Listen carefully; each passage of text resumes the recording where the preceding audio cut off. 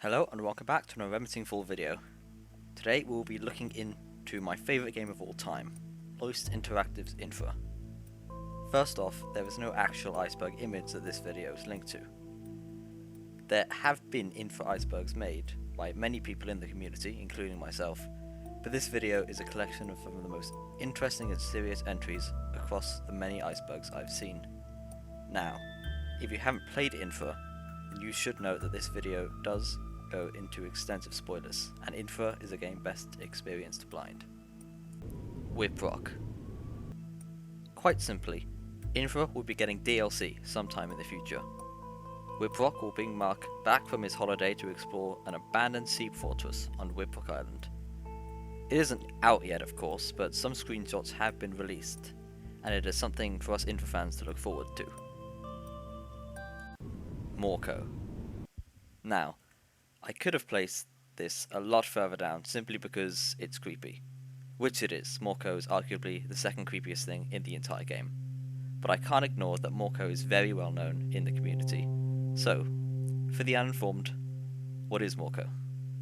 Well, we don't really know, but here's what we've got. In various places throughout the game, you can find certain murals. These murals depict a solid black figure with long fingers and white, mangled, screaming mask.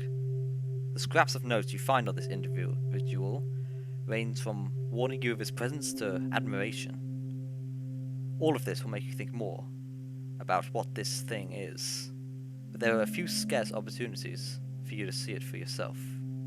In the mines, you can catch a glimpse of the anomaly's shadow, but after approaching the site, you are greeted with a dead end with no soul in sight. In the storm drain, maybe you put the wrong ingredient in your coffee, but there seems to be an infected something watching you from the darkness. But in the Bergman tunnels, long abandoned in the corridor of B2, where every map of the tunnels clearly warned you to stay out, but you didn't listen, or just took a very unfortunate wrong turn.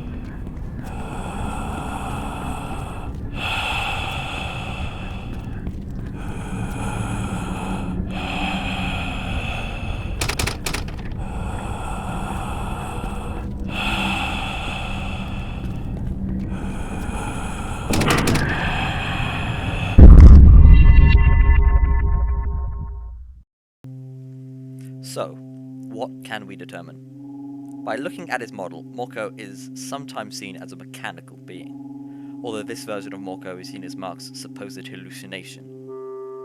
I believe the most solid confirmation of what Mörkö looks like is the lanky, long-fingered model we see in B2, which is actually just an altered model of Mark's boss, Paul Lawrence. Mörkö is somewhat currently of an enigma, with only a handful of sound theories. Although I'll move on from Mörkö now, this isn't the last time we'll see our little friend. Stalburg Steel Telephone. In the administration building outside Stalburg Steel, you can find a functioning payphone, and there are multiple phone numbers which can be entered. 000780036 gives you a message from Jean de Berg trying to contact Eric Kleinman. You have one new message. Kleinman? Kleinman, can you hear me? I'm not sure if you've gotten any of my letters. I'm trying to escape today. I don't let anyone use these phones, but I managed to distract them. Kleinman, are you there? 035-435-435 is a number seen on multiple posters you can find up to this point, and calling it will prompt Mark to inform the recipient of his lost dock, which you would have inevitably found earlier on in the game. This leads to a secret later on that we'll discuss later. Who are you? What do you want, man? I found your dock. Yeah, boy. Is she okay, man? Where is she? Where? I left the dock in the tunnels near the power plant, close to the steel factory. She could use some paint, though. I missed her so much, man. Oh, my lovely dock. I'm coming to get you back home. Sadly, man, someone burned down my cottage, but you can come to my apartment for some delicious mushroom tea. Sure, that sounds great. 0627920005 will give you access to Aziz's Kebab and Burger. Ordering food to Stalburg Steel is naturally impossible. Aziz's Kebab and Burger. One kebab roll, please. Do you deliver to Stalburg Steel? Sorry, but we don't deliver there. That's a shame. 0101382044 allows Mark to place a mass order for Osmo Olut to his workplace to earn a decent pay rise. Hello. You've reached Osmo Olut customer service. How can I help you? Hello. So, I bought this 24-pack of beer yesterday, but I noticed there were only 23 beers in it. We're so sorry about that. We can send you 10 24-packs as a free replacement. That's great. You can send them to the NCG Stolland office. We'll send them right away. Thanks. 0401593290 is also on the list of useful phone numbers alongside Osmo Olut and Aziz, but this one yields no results. Remnants of the Old World. Remnants of the Old World is a yet-to-be-released fan modification of INFRA. It is said to explore unseen areas of Stalburg and delve deeper into INFRA's existing storyline, as well as introducing more gameplay mechanics for us to enjoy. Alongside Whiprock, this project has no solid release date as of when this video releases. INFRA is set in the future. No, this isn't some combine occupation dystopian simulation fan theory.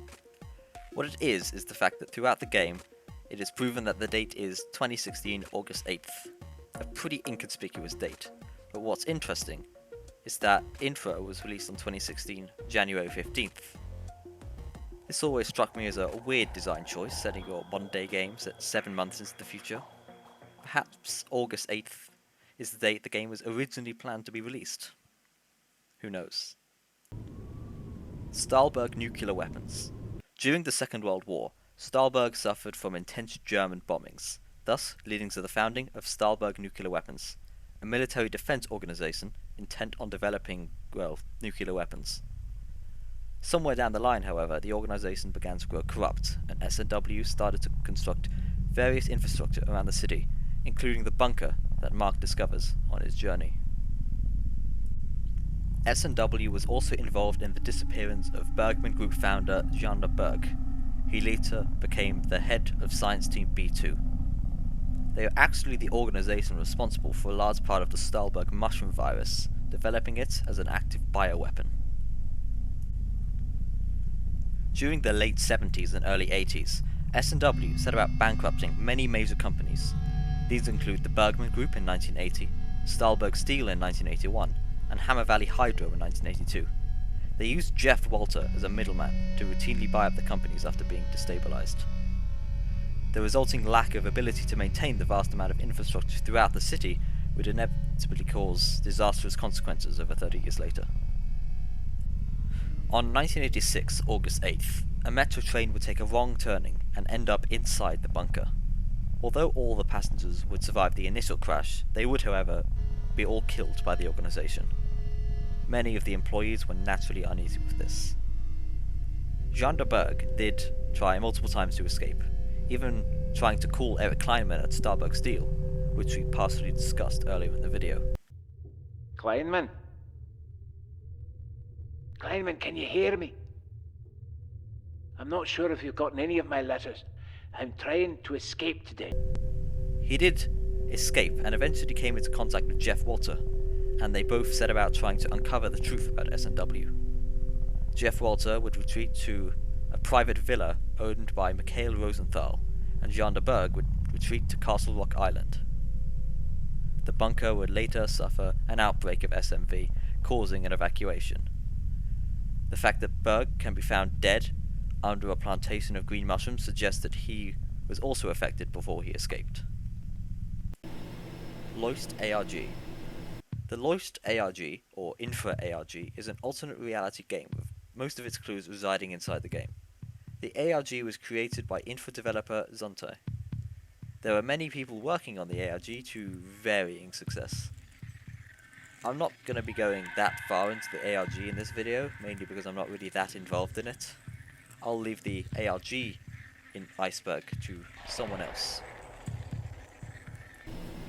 Cut maps. INFRA is a video game. Video games have content, and video games has cut content. So INFRA has cut content. Some of INFRA's cut maps can be easily accessed from the wiki. I'll leave you a link. They're fun to explore if you're itching for more INFRA content, because let's be honest, Whiprock and Remnants won't be out for a long time. All you've got to do is compile the maps with Header Editor and run through INFRA. The maps range from an underground parking lot to huge open city areas, test maps and promotional material. They can give you a small insight into the game's development. Underground City. The Underground City is a myth, and is linked to the cult Stalburg Underground. The myth states that the Underground City is a location where all the missing homeless people disappeared to. In a 2014 edition of Stalburg Times, the Underground City is described as a utopia with waterfalls and infrastructure that is beautifully maintained, and is located somewhere beneath the district of Obernsur. The Stalburg Underground and the Underground City is said to have been started by Andrew Herts, and is the presumed creator of the Machine, a mystic device said to save the poor people, and is viewed as a supposed inanimate god. The Machine was also said to be partially helped built by 7 masked men, which may insinuate that Mörkö is one of these men, and that Mörkö is simply an escaped resident of said city. Elo Bloomer. Elo Bloomer is a young girl whose existence we can prove by the various dens we find in the third act of the game. Her first hideout is inside a bridge in Chapter 8, where you can see many drawings, some depicting our friend Mörkö, leading her towards a huge door, which may be the doorway to the underground city. In her second hideout in Turnip Hill, in Chapter 9, her notes suggest that she was kidnapped and taken to the underground city. Ugu. Ugu is another Mörkö-esque like character in the game. This one can be found in the storm drain, quite well hidden. Not a lot of information is known about its origins. Ugu is surrounded by blue mushrooms. And let's go into these mushrooms. There are 4 different colours. There are green, red, blue, and orange.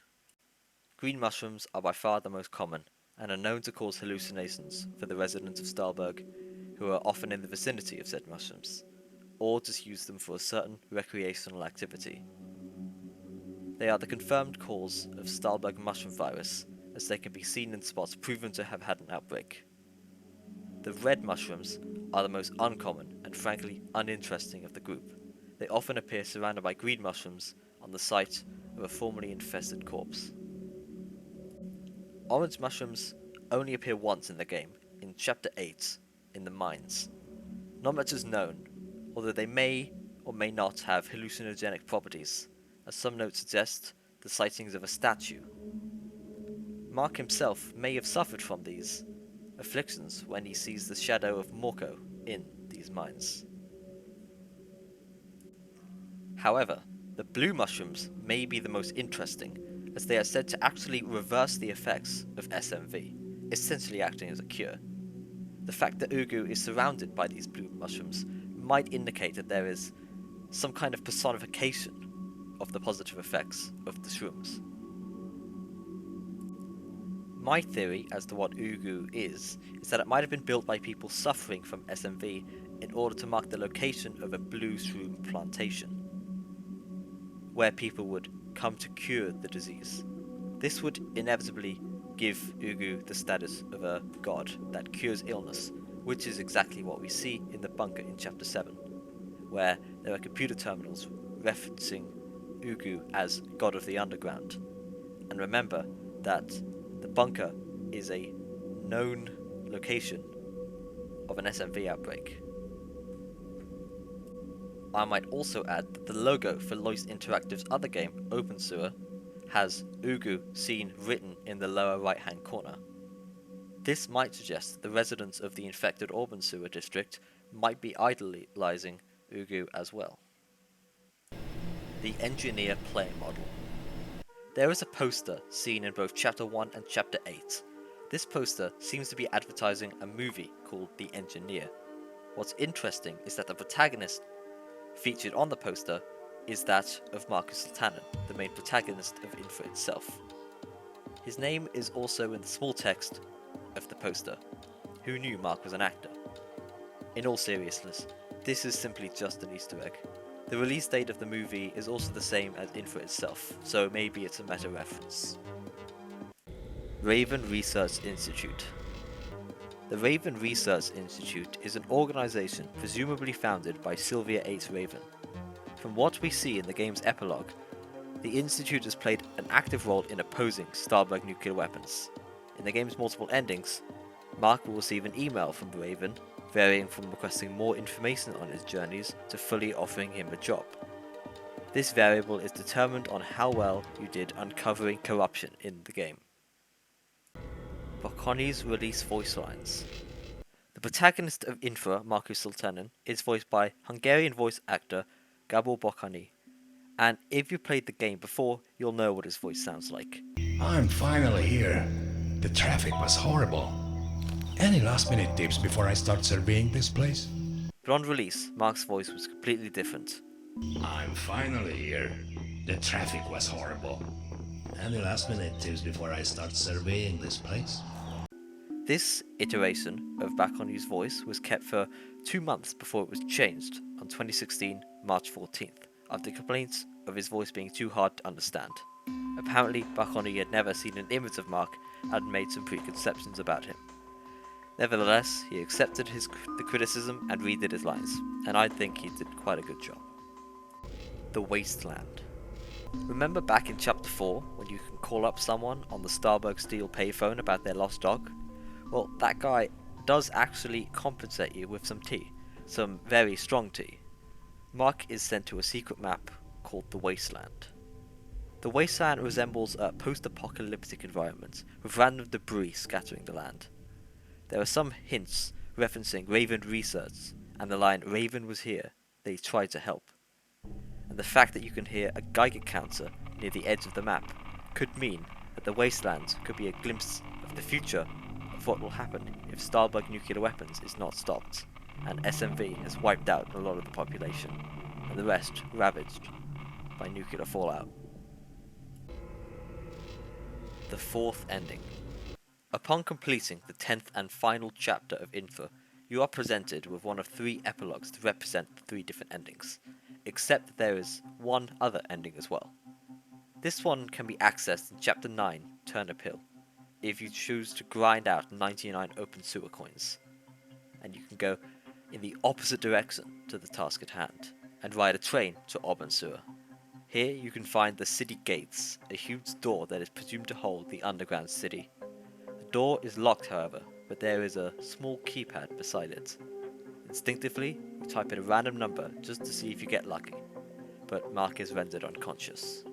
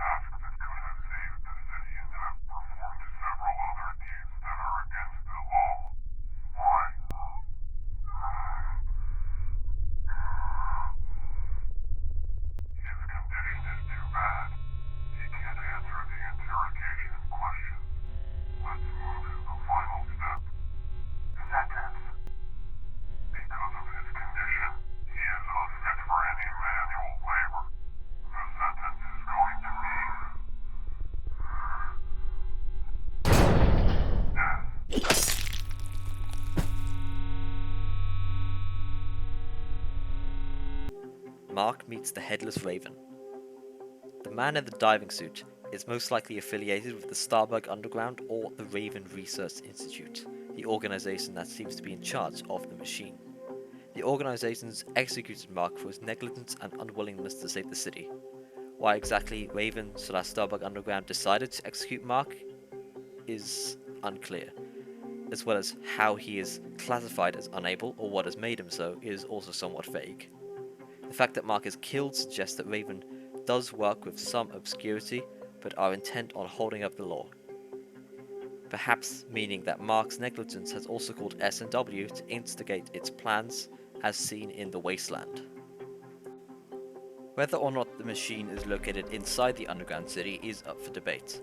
Judging by the clock on the wall, we can determine that the time is not long after Mark arrived, and due to the fact that you can see sunlight through the windows, suggests that the underground city has some form of underground lighting, which doesn't seem too far-fetched considering the utopia envisioned in the 2014 Stalburg Times article.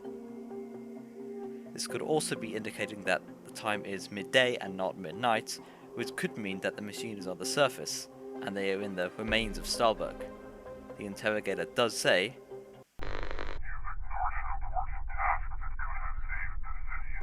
saved in the past tense, suggesting they are in Stalburg, unless the underground city was similarly affected. The interrogator is also wearing a diving suit, which could serve as a makeshift radiation suit, as well as the filter over the player's vision is comparable to that of what is seen in the Wasteland. This all adds up to suggest that the machine is somewhere on the surface. It is also worth noting that if Mark actually types in the correct code, 4027, then the game does a fake blue screen, almost as if to say that the underground city cannot be entered. Furthermore, the fact that the machine is an execution device, and that it is said to save the poor people, suggests that the legitimacy of the city is still in the air. Stolland. The country that Stalburg is set in is actually called Stolland. This fact is never actually mentioned in the game. On registration plates there is the prefix TSL. The country's name was confirmed on Discord by INFRA creator Urskutin in 2019. It's nice that we now know this fact, for world building purposes that is. Stalburg real-world location. It has been confirmed that Stalburg is a coastal Scandinavian city located in the fictional country of Stolland, in which Stalburg is the capital. The community has managed to deduct that the country borders Denmark, Norway and Sweden. Stolland is also seen to be a +2 Greenwich Mean Time, which is odd considering that all of Stolland's neighbours have +1 GMT. Andrew Herts' death day. Upon exiting Turnip Hill, You can find yourself in a sort of graveyard. The only legible grave indicate it belongs to Andrew Herts, the individual credited with the creation of the machine. We see that he dies on 1986, April 27th. This date is interesting for two reasons. First is that it is just one day after the Chernobyl disaster, which occurred on 1986, April 26th. This fact could be foreshadowing the end of the game, when Mark has to prevent a nuclear meltdown. What is more interesting is that the code required to enter B2, the corridor where Mörkö can be found, as well as being able to enter the underground city, is 4027, a code which can be interpreted as April 27th. This link could be seen as more proof that Mörkö is one of the 7 masked men that assisted Andrew Herts during their stay in the underground city. Maahis Mättö. Maahis Mättö is a game previously made by one of INFRA's developers, Zunti.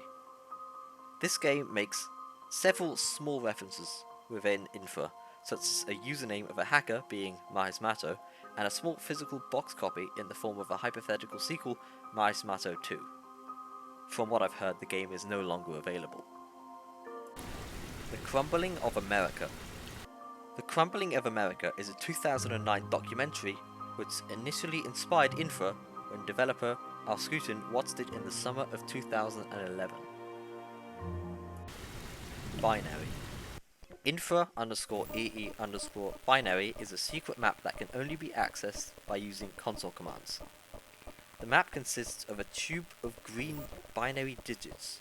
The tube will occasionally switch colours. The player can only see a short distance in front of them, and if the player ventures far enough, they will encounter the mechanical version of Mörkö before instantly dying. The binary the map is comprised of spells the word other side. But the other side of what? The game? Of Mörkö? Jeff Walter is still alive. Upon discovering the truth about Stalburg nuclear weapons, Jeff Walter retreated to Mikhail Rosenthal's private villa in order to corroborate his evidence against S&W. Unfortunately for him, S&W was the least of his problems.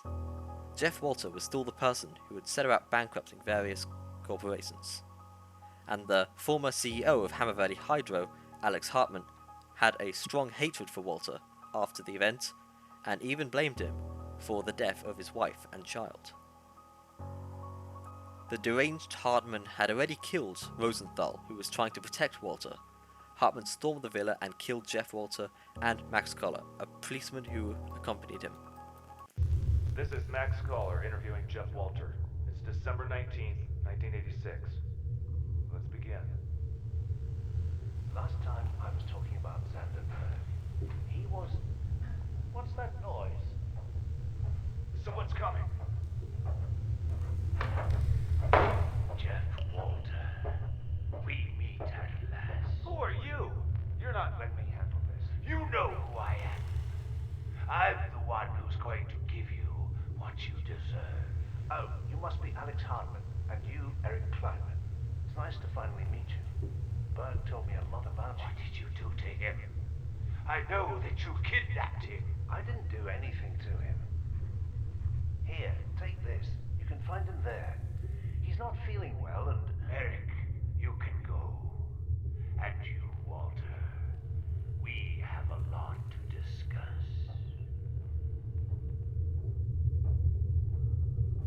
So, what do you want of me? I know that your company went bankrupt, but that wasn't my fault. Is that why you're here? You did more than that.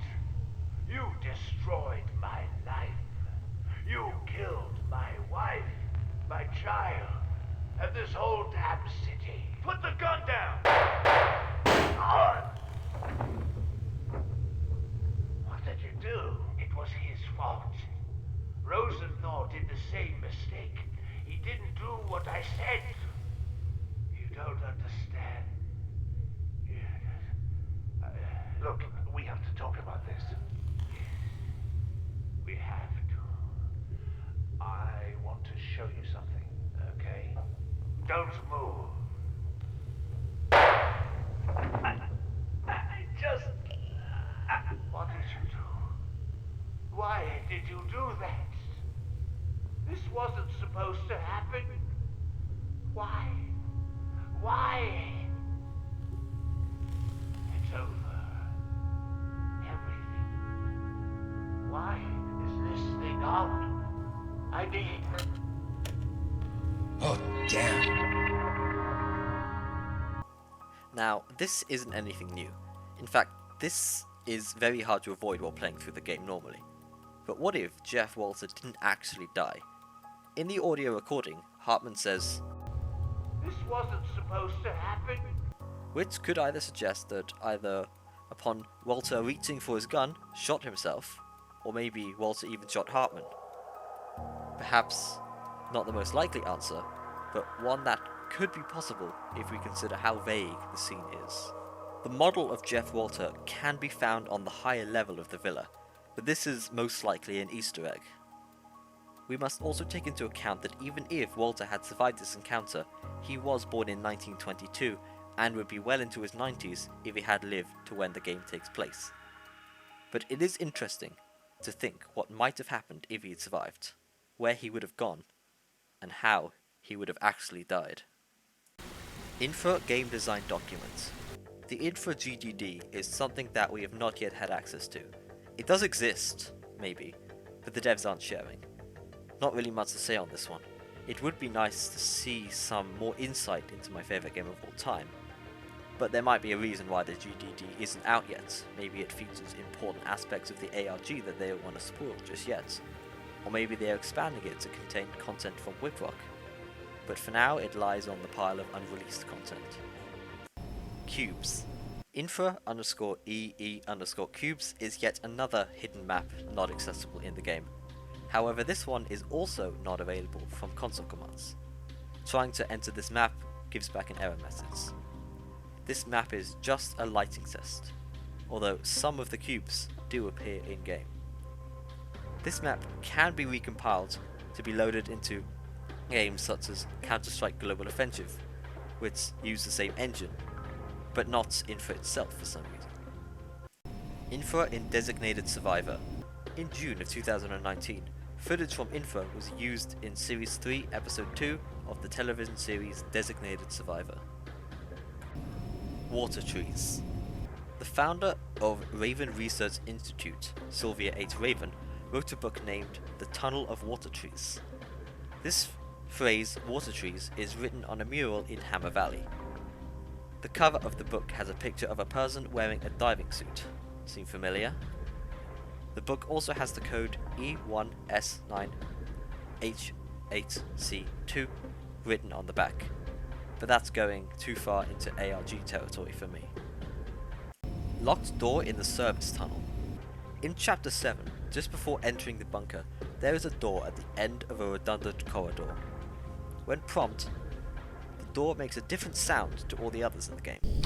There is also a bucket placed beside it.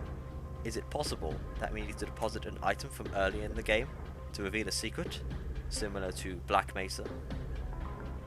No clipping behind the door reveals nothing, and looking at the map while in Hammer Editor yields similar results. This either means that there is simply nothing behind the door, and the sound was just a mistake or a red herring, or that the devs have gone through a lot of effort to conceal the secret of this door. Mark has SMV. Over the course of the game, Mark encounters huge amounts of green mushrooms, the main cause of SMV, as well as travelling through affected areas, so it would be very probable for Mark to have contracted the disease. However, the epilogue takes place 5 months after the base game, so he would have already succumbed to it, but we don't actually know how long it takes for SMV to take effect. It is said in Janderberg's journal that it only takes around a month for the disease to take full effect, but this only starts counting from when the mushrooms start growing on the body. We don't actually know how long it can stay dormant. We learned from Loiste Interactive's other game, Open Sewer, the city had started rounding up those infected or have used rooms for recreational use, rounded up and moved into a quarantine zone in the urban sewer district. A lot of people seem fine in that game, relatively speaking that is. Mark could maybe have been one of those forced to relocate. Open Sewer might be set around the same time of Whiprock. Maybe that's how the DLC will end. D3LVL1.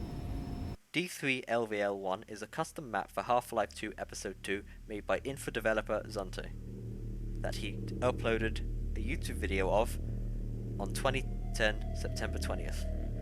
This predated the inception of the game, but he has confirmed on Discord that there was a backstory to the map that involved artificial lighting. This may be the most canonical look at the underground city that we have. And that's it, the 30 entries I decided to put on this list. Despite the length of the video, there is still a lot of stuff that I had to leave out, and I'm sure lots of people will give me corrections and clarifications about the things I have said. Nevertheless, this is still the most ambitious video I've made, and I really hope you enjoyed it, and I'd be lying if I said I didn't enjoy making it. Thank you to everybody in the INFRA community who helped me make this video by either answering my questions or just making iceberg images. And thank you to the developers of INFRA for making such a great game. Thank you for watching, and bye.